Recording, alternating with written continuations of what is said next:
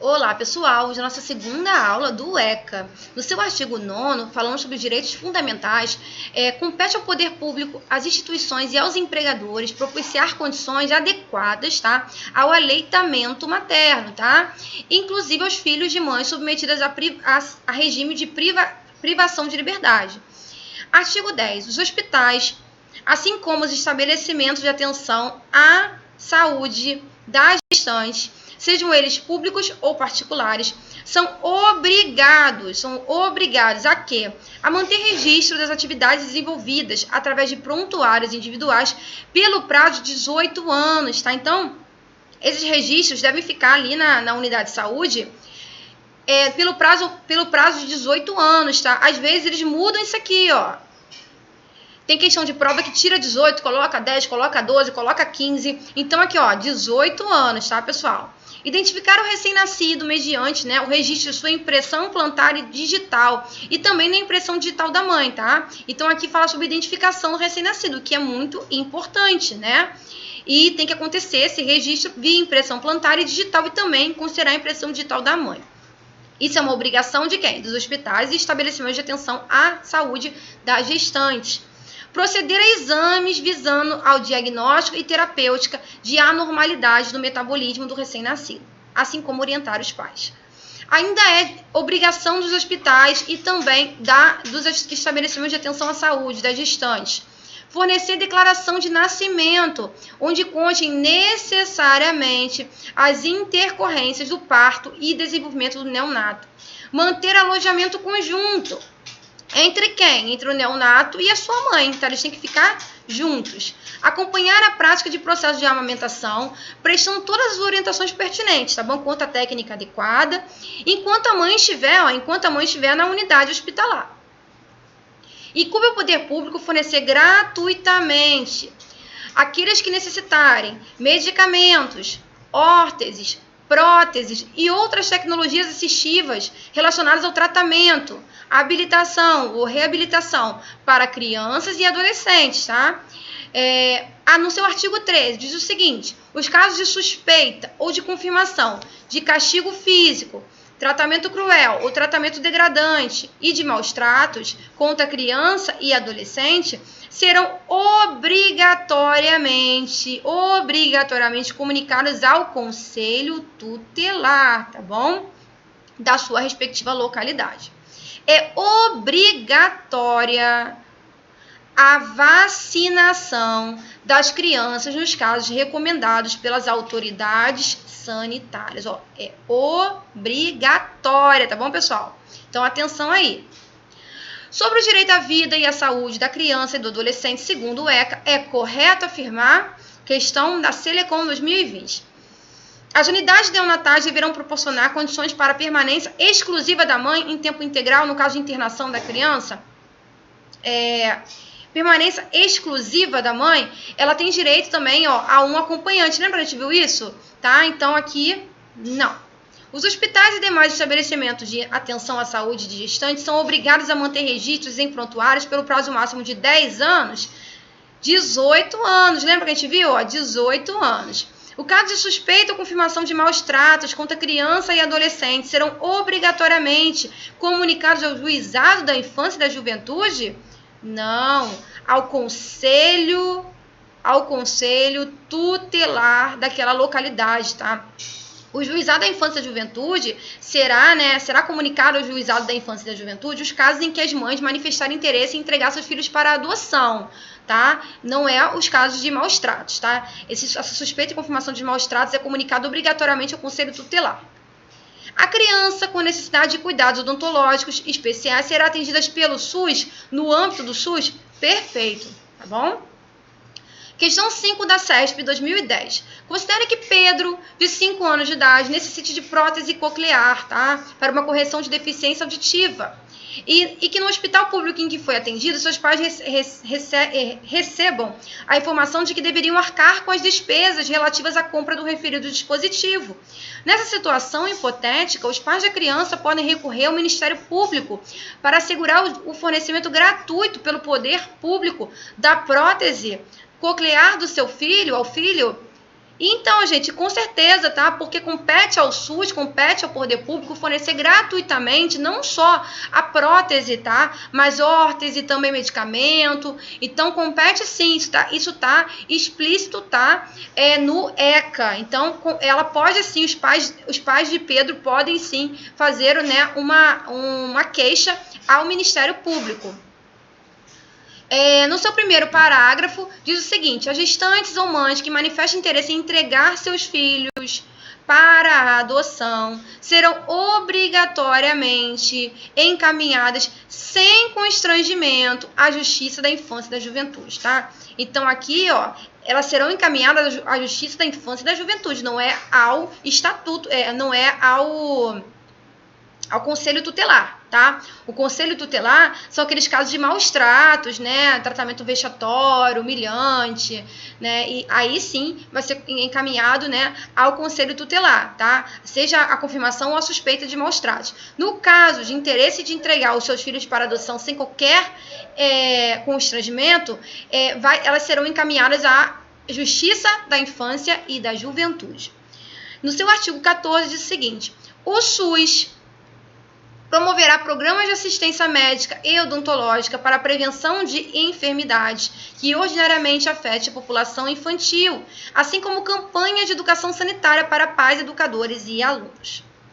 Questão 6 é da Fundação Getúlio Vargas, de 2010. Uma família recusou-se a vacinar o seu filho recém-nascido e foi denunciado ao Conselho Tutelar. Considerando a situação acima e o que dispõe o Estatuto da Criança e do Adolescente, assinale a afirmativa correta.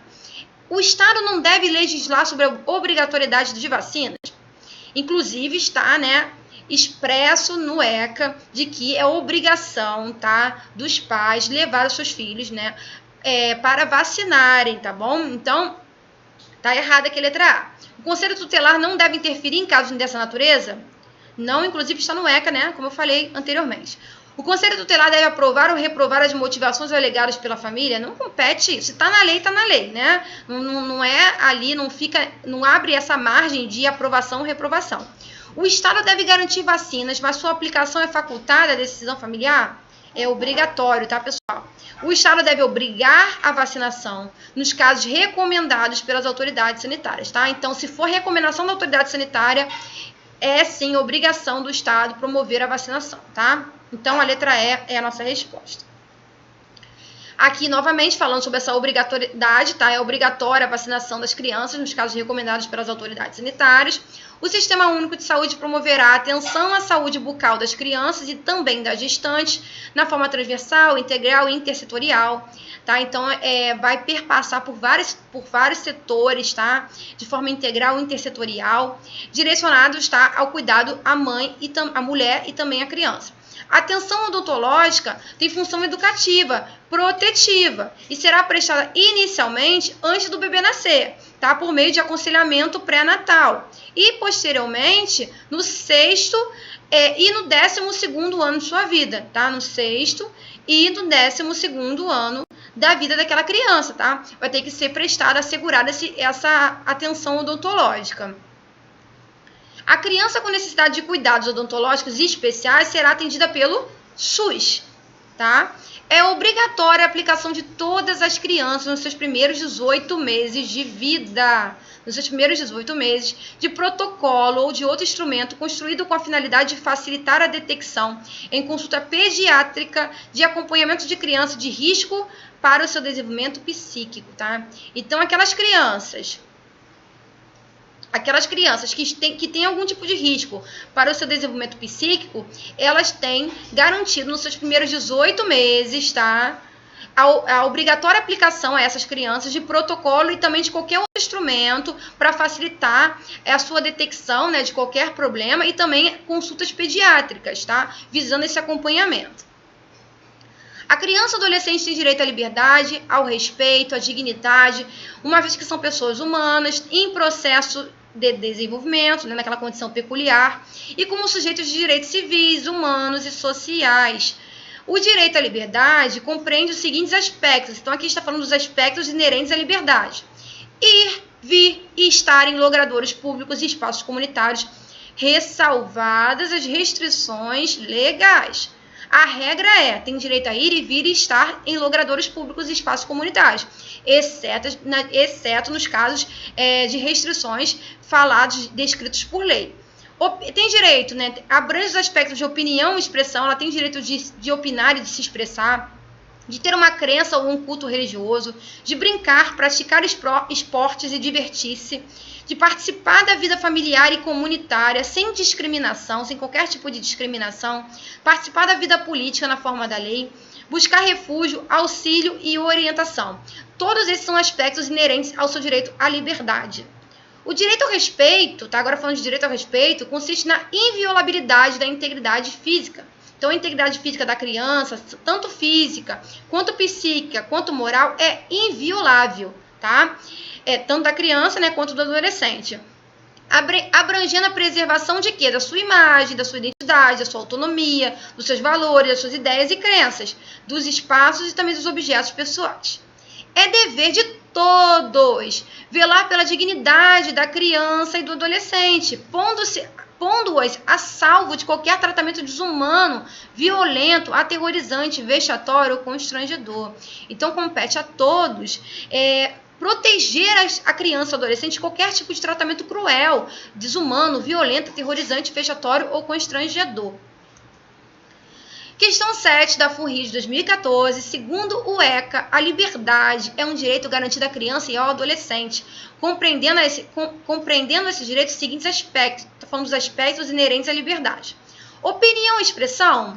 Sim. Ter uma crença e participar de culto religioso? Sim. Brincar, praticar esporte e divertir-se? Sim.